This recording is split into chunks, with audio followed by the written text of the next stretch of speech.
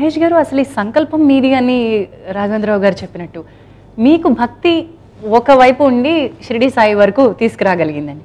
అక్కడి నుంచి నేను ఇంకొకటి చేద్దాం అనే సంకల్పం ఏమిటి? అది ఈ ఓం నమో వెంకటేశాయగా ఇదే కథ చేయాలనో లేకపోతే ఇలాంటి వెంకటేశ్వర స్వామి కథ చేయాలనో ముందు నుంచి ఆలోచన ఉండండి.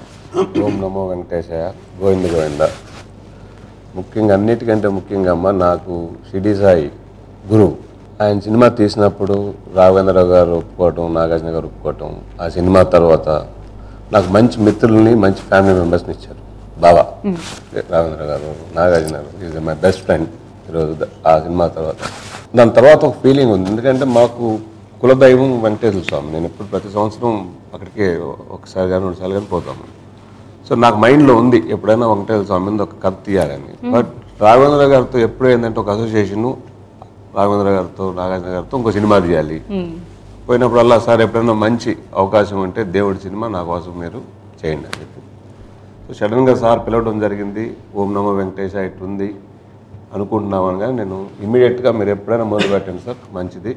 కాకపోతే మన కాంబినేషన్ నాగార్జున గారు ఉండాలి ఈ సినిమాలో అని చెప్పి ఆయన తప్పితే ఇంకెవరు చేయరు మహేష్, మనకు ఆయనేను అదే కాంబినేషను. కీరవాణి గారు, ఇటు భారవి గారు కథ రాస్తున్నారు, గోపాల్ రెడ్డి గారు ఉంటారు.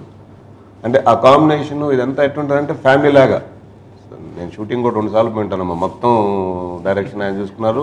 ఆయనకి ఐడి కార్డు ఇవ్వలేదా సార్? ప్రొడ్యూసర్ అంటే నాగార్జున గారు, దీనికి ఆయన దగ్గరుండి ఇదే చేసి ఈవెన్ ప్రమోషన్స్ కూడా చెప్తున్నారు. రాత్రి 1 o'clock దాకా వాళ్ళకు ఇంట్లో ఫ్యామిలీ ఫంక్షన్ ఉండి నెక్స్ట్ డే మార్నింగ్ 10 o'clock ఆయన ఉన్నారు ఇక్కడ.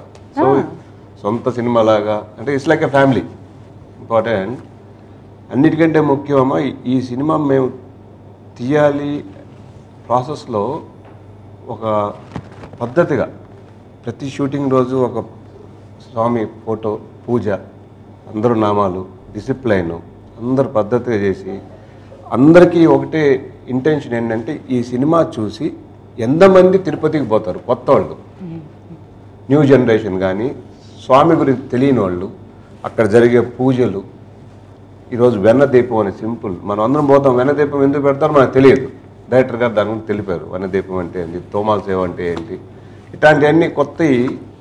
మా అందరి ఇంటెన్షన్ కొత్త భక్తులు. అప్పుడు అన్నమయ్య సినిమా చేసినప్పుడు తిరుపతి క్రౌడ్ పెరిగారంట. అది నేను ఎక్కడ చదివాను. నేను అది నాకు యాక్చువల్ తెలియదు. సార్కే ఇప్పుడు ట్రస్ట్ మెంబర్ ఆయన సార్కే చెప్పాలి. ఈ సినిమా తర్వాత కూడా అదే జరుగుతుందని అనుకుంటున్నాము. అందరి ఆశీర్వాదం. ఇలా సంతోషంగా ఎప్పుడూ ఒక్కసారి ఉంటాను.